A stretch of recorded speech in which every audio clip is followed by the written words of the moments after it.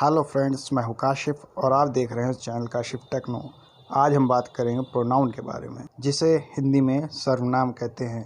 तो चलिए फ्रेंड्स, शुरू करते हैं। अगर आप इस चैनल के लिए नए हैं तो इस चैनल को सब्सक्राइब ज़रूर करिए, ताकि एक एक वीडियो जब अपलोड हो आपको उसका नोटिफिकेशन मिले और आप उसे देखें और इंग्लिश सीख सकें। इंग्लिश ग्रामर का एक बहुत ही इम्पोर्टेंट टॉपिक प्रोनाउन, जिसे आज हम डिस्कस करने वाले हैं। इससे पहले आपने नाउन का वीडियो देखा होगा, जिसमें मैंने बताया था कि नाउन किसे कहते हैं। किसी भी प्राणी के नाम को, किसी भी वस्तु के नाम को, किसी भी जगह के नाम को, या किसी भी एब्स्ट्रैक्ट के नाम को। एब्स्ट्रैक्ट का मतलब होता है निराकार, जिसे आप छू या देख नहीं सकते अपने पांचों सेंसेस से, जिसे एक्सपीरियंस नहीं कर सकते। अगर आपने नाउन का वीडियो नहीं देखा है तो इसके पहले नाउन का वीडियो देखकर पहले उसे समझ लिए, क्योंकि उसके बिना ये वीडियो नहीं समझ में आ पाएगा। साथ ही साथ पार्ट्स ऑफ स्पीच के वीडियो में मैंने एक ओवरव्यू दिया था, जिसमें मैंने बताया था प्रोनाउन किसे कहते हैं, स्वरनाम किसे कहते हैं, सब्स्टिट्यूट ऑफ अ नाउन, यानी जो संज्ञा की जगह पर आता है, जो नाउन की जगह पर आता है। मान लिए मैं एक सेंटेंस लेता हूँ, राहुल एक अच्छा लड़का है, राहुल मेरा दोस्त है, राहुल के पापा एक अच्छे आदमी हैं। इस सेंटेंस में मैंने बार बार राहुल का नाम लिया। बार बार राहुल कहने की क्या ज़रूरत है, अगर मैं राहुल की जगह पर कुछ ऐसा यूज़ करूँ जिससे ये भी पता चल जाए कि बात राहुल की हो रही है और सेंटेंस के सेंस पर भी कोई असर ना पड़े। मैं कह सकता हूँ राहुल एक अच्छा लड़का है, वो मेरा दोस्त है, उसके पिता एक अच्छे आदमी हैं। यहाँ पर मैंने राहुल की जगह पर वो इस्तेमाल किया और राहुल के पापा की जगह पर उसके पापा। तो वो या उसके, यही मेरे प्रोनाउन हैं, क्योंकि ये नाउन की जगह पर आ गए। राहुल क्या है? ये एक व्यक्ति का नाम है, ये एक नाउन है, यानी एक संज्ञा है। तो अब बात करेंगे प्रोनाउन कितनी तरह के होते हैं, कितने प्रकार के होते हैं। तो देखिए, सबसे पहले आपके सामने है सब्जेक्टिव प्रोनाउन। सेंटेंस के सब्जेक्ट की तरह काम करने वाला ये प्रोनाउन सब्जेक्टिव प्रोनाउन कहलाता है। इसे आप पर्सनल प्रोनाउन भी कहते हैं। अब देखिए, एग्जाम्पल आपके सामने हैं, he, she, I, they, you, we. ये सभी सब्जेक्टिव प्रोनाउन हैं, क्योंकि सेंटेंस में ये सब्जेक्ट की तरह यूज़ किए जाते हैं। अगर मैं कहूँ वो एक अच्छा लड़का है, he is a good boy.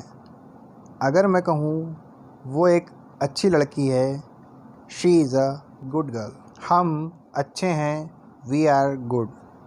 तुम अच्छे हो, यू आर गुड।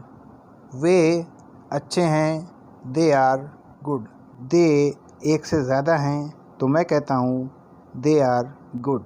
जब मैं कहूँ मैं अच्छा हूँ, मैं काशिफ हूँ, और काशिफ अच्छा है के बजाय मैंने कहा मैं अच्छा हूँ, तो आई का यूज़ आई एम गुड, आई का यूज़ मैंने काशिफ की जगह पर किया। काशिफ एक व्यक्ति का नाम है और ये एक नाउन है। इसी तरह से जैसे मैं कहता हूँ वे अच्छे हैं, मान लिए दो लोग खड़े हैं, शानू और आरिफ, और दोनों के लिए मैं कहता हूँ वे अच्छे हैं। शानू और आरिफ कहने के बजाय मैंने कहा दे, इसलिए दे एक प्रोनाउन है, क्योंकि शानू और आरिफ नाम है व्यक्तियों के, ये नाउन है, इनकी जगह पर आ रहा है। दे एक प्रोनाउन है।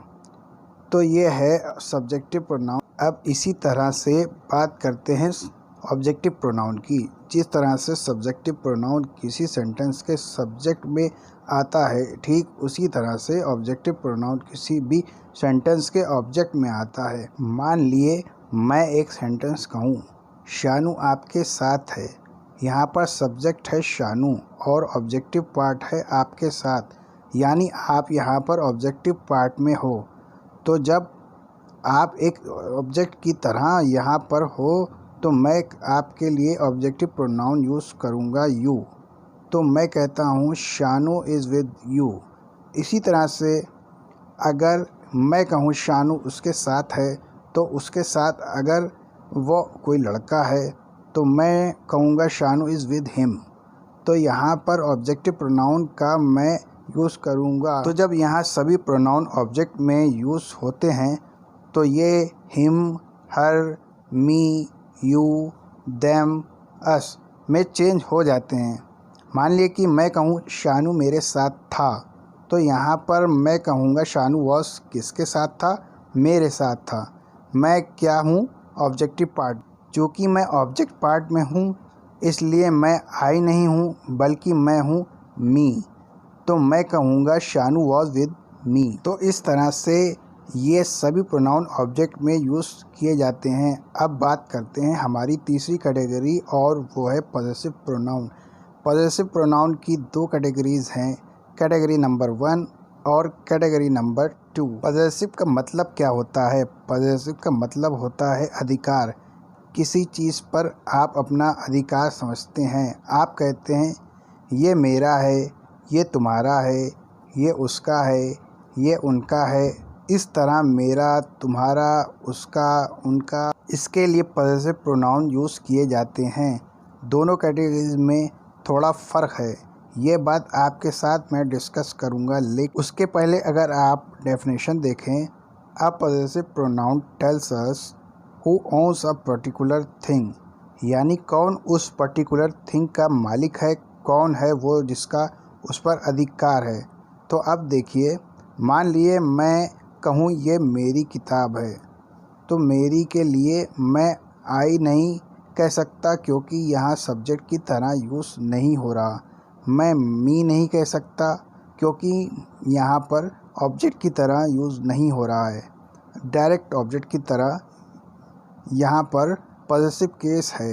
ये मेरी किताब है, मेरी के लिए मैं यूज़ करता हूँ माई। जिस चीज़ पर अधिकार की बात हो रही है अगर वो उसके साथ लग कर के आई है, जैसे मैं कहता हूँ ये मेरी किताब है, मेरी के साथ लग कर के आई किताब, तो मैं कहता हूँ माई बुक। लेकिन अगर किताब इसके साथ लग कर के ना आए तो माई के बजाय मैं सेकंड कैटेगरी यूज़ करूँगा और कहूँगा माइन। ये मेरी किताब है, दिस इज़ माई बुक। लेकिन अगर मैं कहता हूँ किताब मेरी है तो यहाँ पर सब्जेक्ट है ये किताब। किसके बारे में बात हो रही है? ये किताब। इस किताब के बारे में सब्जेक्ट है ये किताब। दिस बुक इज़ किसकी है? मेरी है, माइन। तो जब मेरी, मेरा ये अकेले आए तो आप यूज़ करेंगे सेकंड कैटेगरी, और जब इसके साथ वो चीज़ लग कर के आए जिस पे अधिकार की बात हो रही है तो आप यूज़ करेंगे फर्स्ट कैटेगरी। ठीक इसी तरह से किसी भी और के लिए, मान लिए हिज की बात करें आप, उसका किसी लड़के का, अगर मैं कहता हूँ ये उसकी किताब है, दिस इज़ हिज बुक, और जब मैं कहता हूँ ये किताब उसकी है, उसकी के साथ लग के नहीं आया, दिस बुक इज़, तो यहाँ पर फिर मैं दोबारा हिज कहूँगा क्योंकि हिज जो कि ही से बना है। इसके दोनों पॉजेसिव केस कैटेगरी 1 और 2 दोनों में इसे हिज ही कहा जाता है। लेकिन माई को माइन, हर को हर्स, योर को योर्स, देयर को देयर्स, आर को आर्स। अब बात करते हैं रिफ्लेक्सिव और इंटेंसिव प्रोनाउन की। सबसे पहले तो मैं आपको ये बता दूं कि इस प्रोनाउन में आपके सामने जो प्रोनाउंस हैं उनमें सेल्फ लगा होता है। सेल्फ का मतलब है खुद, जैसे मैं खुद, आप खुद, वो खुद, ये खुद। अगर आप रिफ्लेक्सिव प्रोनाउन की डेफिनेशन देखें तो डेफिनेशन है it refers back to the subject of the sentence. और इंटेंसिव प्रोनाउन की डेफिनेशन अगर आप देखें तो ये है it emphasize its antecedent noun और प्रोनाउन। जब आप कहते हैं refers back to the subject का मतलब है सब्जेक्ट के खुद की बात होती है, और एम्फसाइज इट्स एंटीसीडेंट नाउन और प्रोनाउन का मतलब ये है जब ये प्रोनाउन किसी नाउन या प्रोनाउन के तुरंत बाद आता है तो उसे एम्फसाइज करता है। एग्जाम्पल के माध्यम से ये बात आप बेहतर समझ पाएंगे। मैं आपसे ये कहता हूँ, मैं ये खुद करूँगा, I will do it my self. यहाँ पर मैंने माई सेल्फ का यूज़ वर्ब के बाद किया, क्रिया के बाद किया, डू के बाद किया। और दूसरे सेंटेंस में मैं कहता हूँ I myself will do it. यहाँ पर मैंने माई सेल्फ का यूज़ सब्जेक्टिव प्रोनाउन के तुरंत बाद किया। सब्जेक्टिव प्रोनाउन क्या था? मेरा, आई के तुरंत बाद किया। सेंटेंसेस में फ़र्क क्या है? पहले सेंटेंस में मैं कहता हूँ मैं ये काम खुद करूँगा, और दूसरे सेंटेंस में मैं कहता हूँ मैं खुद ही ये काम करूँगा। यानी दूसरे सेंटेंस में मैं और ज़ोर देते हुए कहता हूँ कि मैं खुद ही ये काम करूँगा। यहाँ पर कोई विकल्प नहीं है, कोई दूसरा व्यक्ति नहीं करेगा, बल्कि मैं खुद करूँगा। और पहले सेंटेंस में हो सकता है आप मुझसे कहें कि नहीं, आपको करने की ज़रूरत नहीं, ये काम राहुल कर लेगा, या रोहन कर लेगा, या मैं कर लूँगा। इस तरह से आप कह सकते हैं। पहले सेंटेंस में विकल्प है, लेकिन दूसरे सेंटेंस में मैं इतना ज़ोर देते हुए कहता हूँ कि मैं आपको विकल्प ही नहीं देता कि कोई और इस काम को कर लेगा। तो अगर आप ध्यान दें, पहले सेंटेंस में मैंने माई सेल्फ का यूज़ किया वर्ब के बाद, वहाँ पर मैंने as a reflexive pronoun use किया। और दूसरे सेंटेंस में जब मैंने आई के तुरंत बाद माई सेल्फ का यूज़ किया, तो मैंने इंटेंसिव प्रोनाउन की तरह इसे यूज़ किया, ज़ोर देते हुए एम्फेसाइज किया एंटीसीडेंट प्रोनाउन को। एंटीसीडेंट प्रोनाउन का मतलब तुरंत पहले आने वाले प्रोनाउन को। जब मैं कहता हूँ आई माई सेल्फ, तो माई सेल्फ से पहले आने वाला प्रोनाउन कौन सा है? आई इसका एंटेसिडेंट प्रोनाउन हुआ, तो आई को एम्फेसाइज किया मैं खुद का यूज़ मैं के तुरंत बाद। अब जैसे मैं आपको एक एग्जांपल दूँ, शानू खुद जाएगा, शानू विल गो हिमसेल्फ। यहाँ पर हिमसेल्फ का यूज़ मैंने गो के बाद किया, वर्ब के बाद किया, एज अ रिफ्लेक्सिव प्रोनाउन, खुद की बात की। लेकिन दूसरा सेंटेंस मैं आपको देता हूँ जिसमें खुद तो है, लेकिन ज़ोर देते हुए, Shanu himself will go. Shanu खुद ही जाएगा, कोई और नहीं जा सकता, शानू खुद ही जाएगा। यहाँ पर कोई विकल्प नहीं दिया, तो जब ज़ोर दिया तो हिमसेल्फ का यूज़ मैंने शानू के तुरंत बाद किया। शानू क्या है? किसी व्यक्ति का नाम है, ये एक नाउन है। तो हिमसेल्फ से जस्ट पहले यूज़ हुआ शानू, वो उसके लिए एंटीसीडेंट नाउन है। तो यहाँ पर हिमसेल्फ का यूज़ करके मैंने एम्फेसाइज किया सेंटेंस में सब्जेक्ट को, और सब्जेक्ट है मेरा शानू। हो सकता है थोड़ा सा आपको डिफ़िकल्ट ज़रूर लगे, क्योंकि आपके लिए ये टॉपिक हो सकता है बिल्कुल नया हो, लेकिन जैसे जैसे आप इंग्लिश सीखते जाएंगे, आने वाले वीडियोस में भी आपको डिटेल्स बताता जाऊंगा, चीज़ें आपके लिए बहुत आसान होती जाएंगी। एक बात और आपने नोट की होगी, मैंने कहा योरसेल्फ और योरसेल्व्स। मान लिए आप एक व्यक्ति हैं, मैं कहता हूँ आप दिल्ली जाएंगे, you will go to Delhi yourself. यहाँ पर मैं कहता हूँ योरसेल्फ क्योंकि आप एक हो जिससे मैं ये बात कह रहा हूँ। लेकिन मान लिए आप 5 लोग हैं, तो मैं कहता हूँ आप दिल्ली खुद जाओगे, you will go to Delhi yourself. Self मैंने क्यों कहा, प्लूरल फॉर्म क्यों यूज़ की? क्योंकि आप एक से ज़्यादा हो। अब देखिए आपके सामने अगला प्रोनाउन है इंडेफिनिट प्रोनाउन। इसकी डेफिनेशन अगर आप देखें, indefinite pronoun refers to an indefinite general person और थिंग। डेफिनेशन से कंफ्यूज मत होइए, मतलब समझिए। इंडेफिनिट का मतलब है अनिश्चित। मान लीजिए 8-10 लड़के खड़े हैं, राम, श्याम, सोनू, जावेद, आरिफ, कई सारे। अब एक एक का नाम लेकर के मैं अगर कहूँ Ram is a nice boy, Shyam is a nice boy, Rahul is a nice boy, Sonu is a nice boy, तो इतने सारे लोगों का नाम लेने के बजाय क्यों ना मैं एक ही शब्द में कह दूँ ऑल आर नाइस बॉयज़, सभी अच्छे लड़के हैं। तो यहाँ पर ऑल का यूज़ करके मैंने इतने सारे लोगों का नाम लेने के बजाय एक वर्ड यूज़ किया, और नाम क्या है? नाउन। नाउन की जगह पे यूज़ होने वाला वर्ड क्या है?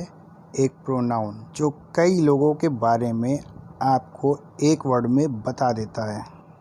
इसी तरह से मान लीजिए दो लोग अनिल और राज खड़े हुए हैं, तो मैं कहता हूँ Raj is my brother, Anil is my brother. तो राज और अनिल दोनों का नाम लेने की ज़रूरत क्या है? मैं कह सकता हूँ बोथ आर माई ब्रदर्स। मान ली क्लास में 5 लड़के बैठे हैं और मैं पाँचों से प्यार करता हूँ, तो मैं कहता हूँ I love Ajay, I love Akash, I love Sunil, I love Suraj, I love Aniket. इन सब के नाम लेने के बजाय क्यों ना मैं कह दूँ आई लव ईच। ईच का यूज़ करते ही मैंने ये बता दिया कि मैं सभी से प्यार करता हूँ, तो यहाँ पर नाम लेने की ज़रूरत ही नहीं पड़ी।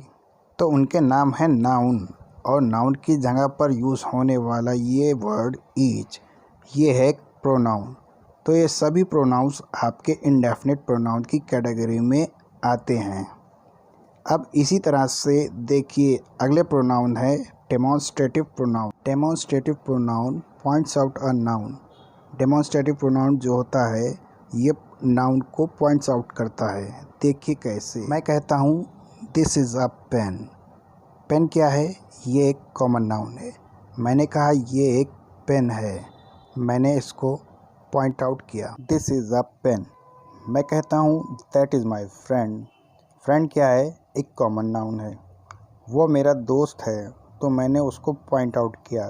ठीक इसी तरह से अगर मैं कहूँ दीज आर पीपल, ये लोग हैं। लोग क्या है? पीपल क्या है? ये एक कलेक्टिव नाउन है, तो नाउन को पॉइंट आउट किया, दीज आर पीपल।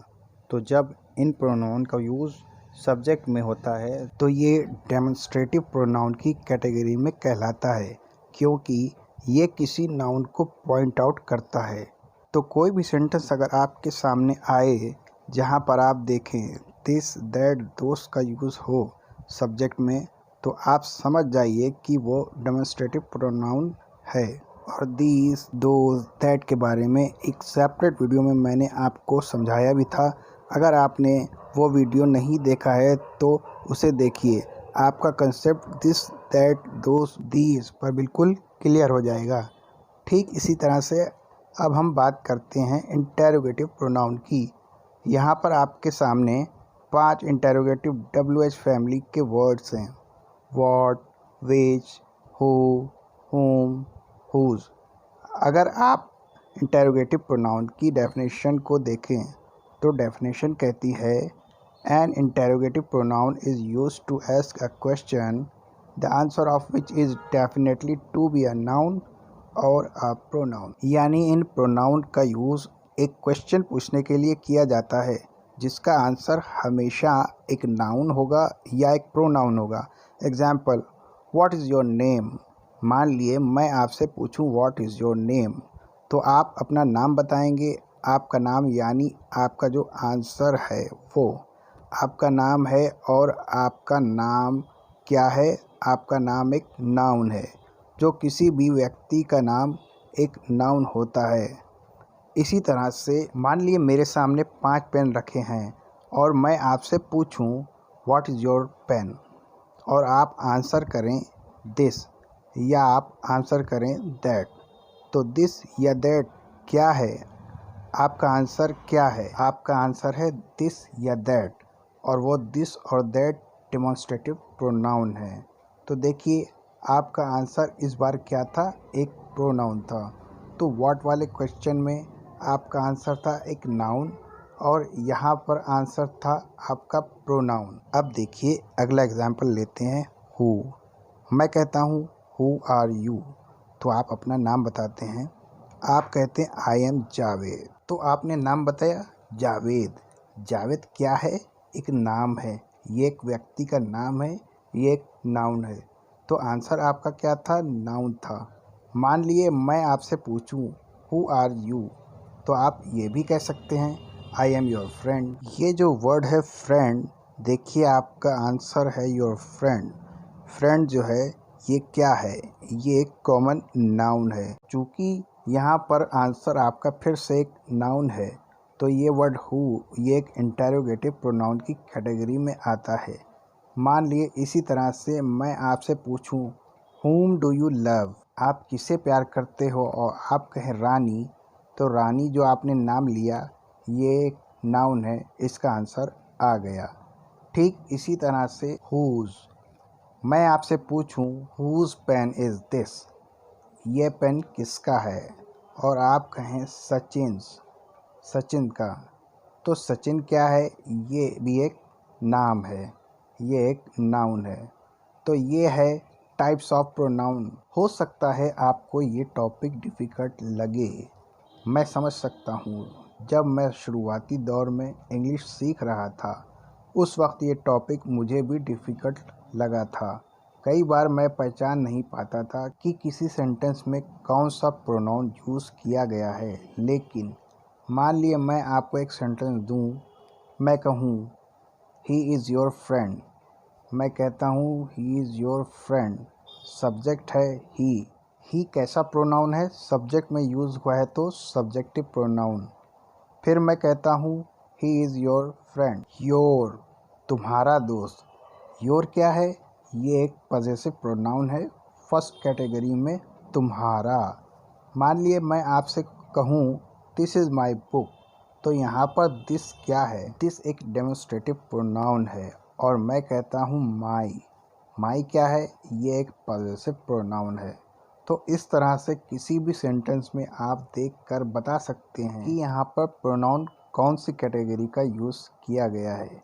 ये बहुत इम्पोर्टेंट है, ख़ासकर कंपटीशन एग्ज़ाम के पॉइंट ऑफ व्यू से, और सेंटेंस करेक्शन एक्सरसाइज में भी इसका बहुत महत्व होता है।